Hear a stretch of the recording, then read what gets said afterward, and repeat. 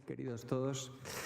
La verdad es que después de estas notas teológicas que Jaime nos ha planteado, yo en el cuarto de hora que me corresponde, lo que quisiera es plantear con mi intervención el método pastoral que empleó San Francisco de Sales para tratar el problema protestante.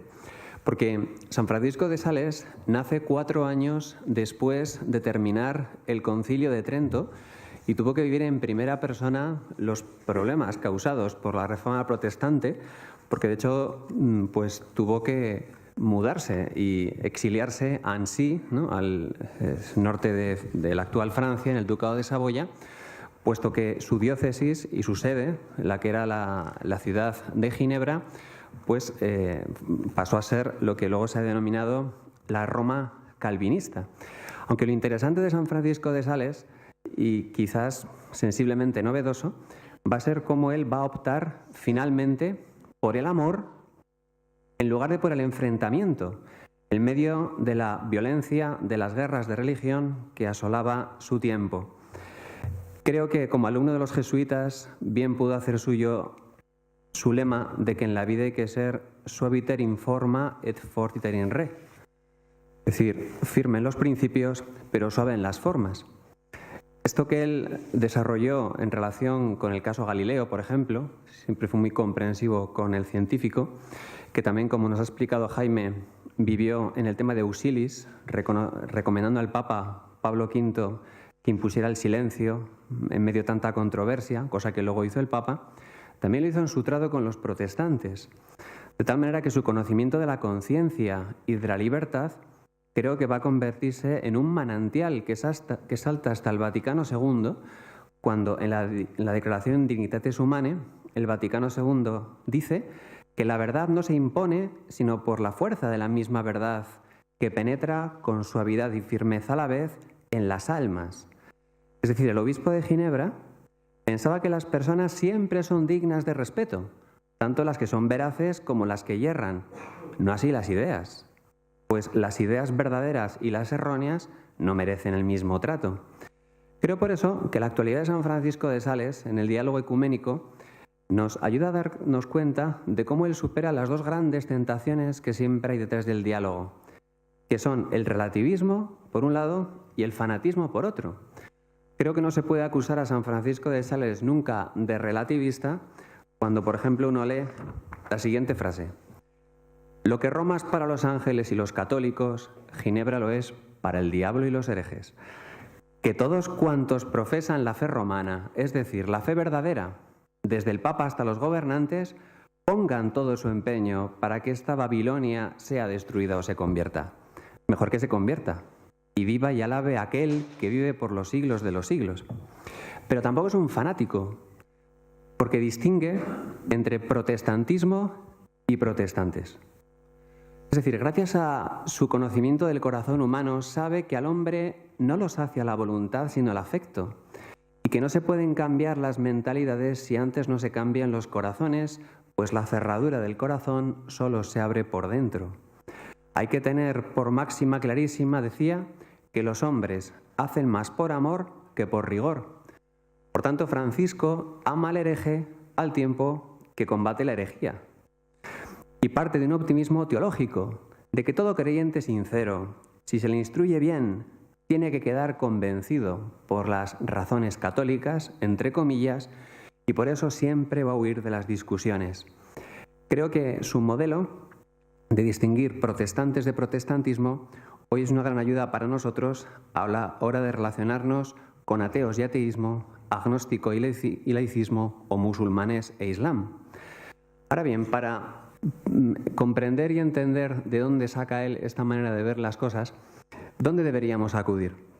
Pues creo que sus principios teóricos los podemos extraer, en primer lugar, de su carta 234, donde explica la famosa máxima suya de que hay que hacer todo por amor, nada por la fuerza, hay que amar más la obediencia que temer la desobediencia, y en segundo lugar, de lo que fue su primer discurso como preboste ante el cabildo de su catedral en el exilio, que puede considerarse un verdadero discurso programático. Fíjense cómo comienza este discurso. Comienza diciendo: a los canónigos, a los sacerdotes que allí tenía: hay que reconquistar Ginebra. Y de hecho llama a los canónigos compañeros de armas. Pero a continuación, cuando explica cómo, va a dejar a todo el mundo estupefacto. Dice: con la caridad hay que abatir las murallas de Ginebra. Con la caridad hay que invadirla. Con la caridad hay que recuperar Ginebra. No os propongo el camino de la violencia por donde va Satanás. Debemos rechazar al enemigo por el hambre y la sed. Esta verdad es la táctica tradicional para una ciudad en estado de sitio: el hambre y la sed. Pero él propone no el hambre y la sed de los sitiados, sino la nuestra, por nosotros mismos. No propone la violencia, sino la penitencia, porque dice que hay un acueducto que alimenta a los herejes, que son los pecados de los propios cristianos. Concretamente él aquí dice los pecados de los propios sacerdotes. Les dice: por nuestra culpa se blasfema cada día entre las naciones. Por eso, con el clamor de nuestras oraciones y penitencias, abatiremos los muros de Ginebra, apretaremos el cerco con nuestra caridad fraterna, porque el amor es más fuerte que la muerte, nada hay difícil para el que ama. Por eso, Francisco propone una ofensiva, pero de santidad. No propone la confrontación, sino la conciliación, o mejor dicho, la reconciliación, y profundizar en las fuentes de la fe cristiana, sobre todo la escritura y la patrística. Ahora bien, este principio suyo, la verdad en la caridad, ¿no?, sin relativismo, pero sin fanatismo, teniendo por centro a la persona, ¿no?, distinguiendo protestantismo de protestantes, además de nacer de estos principios, se va a desarrollar a través de lo que va a ser su experiencia práctica pastoral en el Sablé. Y con esto entro en el tercero de los 5 puntos con los que me quería dirigir a ustedes. El Sablé es la región que hoy se encuentra en Francia, entonces era el Ducado de Saboya, que está al sur del lago Lemán y que estaba pasando constantemente del lado católico al lado protestante. Dentro de este vaivén, de un lado a otro, San Francisco de Sales va a ser enviado allí, todavía como sacerdote, para recuperar para el catolicismo aquel lugar por parte de su obispo, en un momento en el que políticamente podríamos decir que era católico.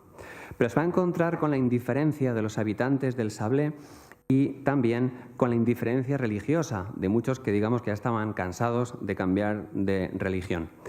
Bueno, aquello va a ser un verdadero laboratorio para el diálogo ecuménico, puesto que después del fracaso de 50 sacerdotes que fueron antes que él vemos cómo va a emplear una serie de características con un método misionero que a continuación os contaré. ¿Cuáles son las características de su método misionero en aquel lugar tan dañado por las guerras de religión? Bueno, pues las he resumido en 23, que os voy a decir de una manera breve. En primer lugar, la amistad con otros santos. Gracias a su trato con Berlamino, San Roberto Belarmino y San Pedro Canisio, y ya en el cielo con San Carlos Borromeo, vemos que se va a animar para lanzarse a esta empresa. En segundo lugar, va a evangelizar desde la comunión de la Iglesia. Es decir, se va a consolidar esta misión con 3 sacerdotes muy diferentes: el diocesano, Saunier jesuita, Cherubino capuchino. En tercer lugar, él va a realizar su misión con una enorme fe en la providencia y un abandono total en las manos de Dios. También con un celo apostólico, con una actividad pastoral frenética, incluso le hizo enfermar, interrumpir para descansar, aunque es verdad que las lágrimas de los santos son las que hacen germinar las cosechas de las almas. Lo hizo también desde la pobreza, puesto que no tuvo al principio ningún tipo de ayuda económica para su labor, manteniendo su dirección espiritual con los jesuitas, como nos decía Jaime, con una confianza total en la oración de las monjas contemplativas. Su método misionero va a estar basado en la penitencia, puesto que decía que la oración, la limosna y el ayuno son los 3 hilos que componen el cordón que difícilmente puede romper el enemigo y con el que trataremos de atarle. También con un realismo ajeno a la prisa, fundamentado por la ley de la gradualidad. También con una doctrina sana, sin rodeos, con claridad y sin complejos. Otra cosa que también hacía era primero hablar de Dios y luego ya después hablar de la Iglesia y de las distintas cuestiones teológicas. También lo hizo viviendo entre la gente, ahí en Tonón, la capital del Sablé, lo cual pues le permitió poder conocer el corazón de los protestantes, amarles, quererles, comprender sus dudas, sus inquietudes y hacerse comprender también por ellos. A esto hay que añadir la constancia, la creatividad. O sea, cuando al principio nadie le hacía ni caso, hizo como Lutero, clavó sus tesis en lugares públicos y luego transformó en octavillas que metía por debajo de las puertas, lo cual, bueno, incluso pues llegó después a poder ser publicado en su primer libro, Las Controversias. Por supuesto, todo lo hacía con sus dos grandes virtudes, la mansedumbre y la dulzura, pues sin responder a las provocaciones de los protestantes, prefería hacerse querer. Esto se lo dijo don Bosco a don Rúa, ¿no?, su sucesor, siglos después, heredado de San Francisco de Sales. Hazte amar para hacerte querer. Hazte amar antes que hacerte temer. Esto fue lo que vivió San Francisco de Sales. También recurrió a la religiosidad popular. Esto sería muy interesante poder analizarlo, ¿verdad?, pero no tenemos tiempo. Pero esto lo hizo con lo que se llamó las 40 horas de Anemás y de Tonón, de estas dos ciudades. Esto de las 40 horas era el tiempo que Jesús permanecía en el sepulcro. Entonces se adoraba ininterrumpidamente el Santísimo Sacramento durante 40 horas. Se empezaba con una peregrinación a pie a la que se iban uniendo los vecinos de los pueblos por los que pasaba. Una multitud iba en procesión, sujetando una cruz que se clavaba mirando hacia Ginebra. La cruz presidía los actos. Luego venían las procesiones con el Santísimo, con las calles engalanadas y con cirios en las manos. Después la procesión se convertía en algo parecido a las romerías actuales y las fiestas de los pueblos y se concluía con la adoración eucarística, todo en medio del gusto barroco de la época, ¿no?, con grandes decoraciones, adornos, música, confesiones, sermones grandilocuentes. Era como un gran jubileo, una misión popular, pero en sentido positivo, no a la contra de nadie. San Francisco de Sales es procatólico, no antiprotestante. De hecho, cuando alguno de sus colaboradores coge un tono agrio, más bien de crítica, él le llama la atención, ¿no?, al padre querubino. Solo en la fiesta de Tonón dicen que se convirtieron 3.000 personas. También utiliza el diálogo personal. Es decir, él huye de lo que era el típico torneo de teólogos de aquella época, donde se ponían en una plaza ante la mirada de la gente del pueblo. Entonces uno trataba de vencer al otro. Él decía que aquello no servía para nada. Primero porque solo alentaba la vanidad de cada uno de los teólogos, intentando que no se hiriese el orgullo del otro. Y porque al final todos salían con la cabeza caliente y el corazón frío. Porque claro, la disputa siempre es antitética, ¿no? La disputa pública. De dos posturas solo podía vencer una. Francisco busca más bien el camino de la síntesis, de la complementariedad. Es decir, él trata de ser inclusivo, no disyuntivo. Y los calvinistas, al ver su claridad, su deseo común de buscar la verdad, no de vencer, le cogían simpatía. Y este era el preludio para lo que era el posterior anuncio, pues de lo que era lo que él veía como la verdad de todos los tiempos. También hay que exaltar lo que es su audacia. Mirad, el sucesor de Calvino, Teodoro de Beza, ya un hombre metido en años, pues era el que estaba allí en la ciudad de Ginebra. Él fue a verle en 3 ocasiones. Fue una conversación de 2 señores, de 2 caballeros, tanto en las formas como en el fondo. Trataron de hablar en secreto, es decir, no ante la prensa, no ante lo que vieran los demás. Y al final, Francisco le pregunta, ¿se puede salvar uno en la Iglesia romana? Y Beza respondió, ciertamente, sin duda alguna, y verdaderamente no puede negarse que es la Iglesia Madre. Y esta conversación le hizo terminar a Teodoro de Beza diciendo, si no estoy en el buen camino, que Dios me ponga en él. Bien, finalmente no consta la conversión de lo que fue el líder de los calvinistas, pero solamente en lo que es leer con calma, ¿no? Esta conversación manifiesta, creo, algunas de las bases de lo que tiene que ser el diálogo ecuménico. También San Francisco de Sales se dejó llevar por la caridad, visitando enfermos, incluso los no católicos, nunca citando a Lutero o a Calvino en sus predicaciones, porque lo que él buscaba no era ofender no era exaltar al auditorio, lo que él buscaba era presentar la belleza de la verdad. También predicar a libertad. Cuando no le dejaban celebrar misa en el Sablé, él llegó un momento y preguntó: ¿en qué la libertad de los católicos viera la libertad de los protestantes? En nada, la libertad siempre suma, nunca resta. Ante este dato y argumento tan evidente, pues le dejaron celebrar. Por último, habría que citar la alegría, la valentía, el ánimo y el buen humor con el que desempeñó su labor, su amor a la cruz. En este sentido de la simpatía, cuando no le hacían caso al principio, se dedicó a predicar directamente a las piedras, ¿no? A la muralla de Ginebra, igual que San Antonio de Padua había hecho ante los pececillos, ¿no? Cuando nadie le escuchaba. Al final de su misión le decía a Clemente VIII: cuando llegué aquí, apenas se podían contar 100 católicos en todas las parroquias reunidas. Hoy apenas se pueden contar 100 herejes. En penúltimo lugar, quería decir, ¿y qué estructura dejó en el Sablé para evitar que se evaporase su misión? Pues cuidó 3 aspectos: el clero, la educación y la caridad. ¿Cómo cuidó el establecimiento del clero? Dejando un párroco en cada comunidad, estableciendo misioneros itinerantes, el oratorio de San Felipe Neri, que formara sacerdotes sabios piadosos que fueran referentes para los demás, un seminario tridentino, y se ocupó de la financiación, a pesar de que, en esto pues tuvo varios fracasos, pero que quizás ayudaron a que viviera más su santidad, teniendo que luchar mucho en este tema.